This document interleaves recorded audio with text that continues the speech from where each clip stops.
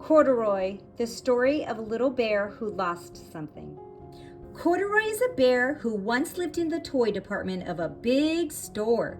Day after day, he waited with all the other animals and dolls for somebody to come along and take him home. Do you have a little bear, Stuffy? The store was always filled with shoppers buying all sorts of things, but no one ever seemed to want a small bear in green overalls.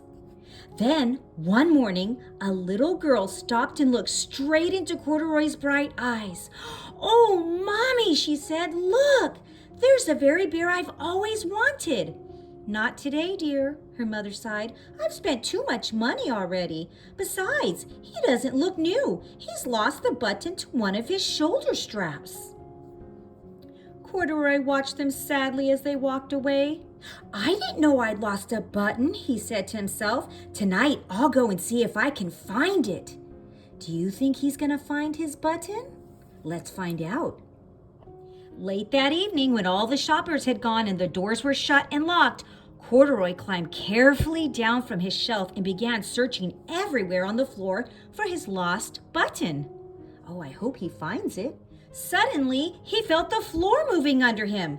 Quite by accident, he had stepped onto an escalator, and up, up, up he went. Could this be a mountain, he wondered? I think I've always wanted to climb a mountain. Have you ever climbed a mountain before? He stepped off the escalator as it reached the next floor, and there before his eyes was the most amazing sight. Tables and chairs and lamps and sofas and rows of beds. "This must be a palace," Corduroy gasped. "I guess I've always wanted to live in a palace." Wow, that's a pretty big floor. I hope he finds his button. Do you think he'll find it? Let's find out. He wandered around admiring the furniture. "This must be a bed," he said. "I've always wanted to sleep in a bed." And up he crawled onto a large, thick mattress. All at once he saw something small and round.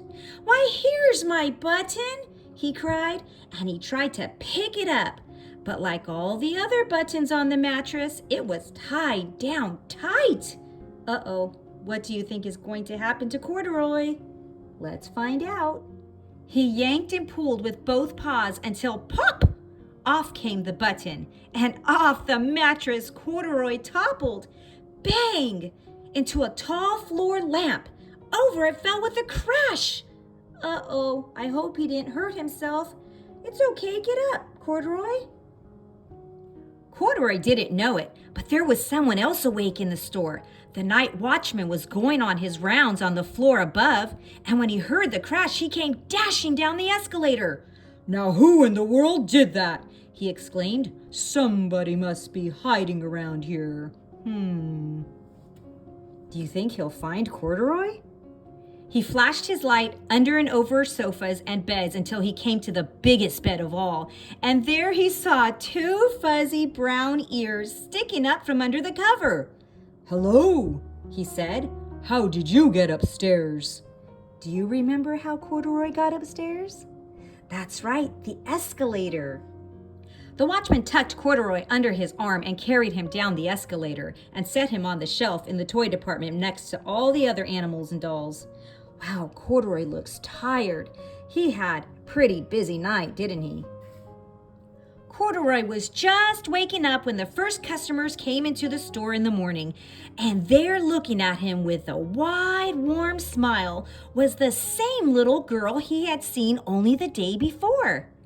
"Hi, I'm Lisa," she said, "and you're going to be my very own bear. Last night I counted what I've saved in my piggy bank, and my mother said I can bring you home with me." How do you think that made Corduroy feel? That's right, pretty happy. "Shall I put him in a box for you?" the sales lady asked. "Oh, no, thank you," Lisa answered. And she carried Corduroy home in her arms. She ran all the way up 4 flights of stairs into her family's apartment and straight into her very own room. Wow. Corduroy blinked. There was a chair and a chest of drawers, and alongside a little girl bed stood a little bed just the right size for him. The room was small, nothing like the enormous palace in the department store. "This must be home," he said. "I know I've always wanted a home." Lisa sat down with Corduroy on her lap and began to sew a button on his overalls. "I like you the way you are," she said, "but you'll be more comfortable with your shoulder strap fastened." Wow, I think Corduroy found a special friend. "You must be a friend," said Corduroy. "I've always wanted a friend." "Me too," said Lisa, and she gave him a big hug. The end. I hope you liked my story. See you next time. Don't forget to click and subscribe. Bye-bye.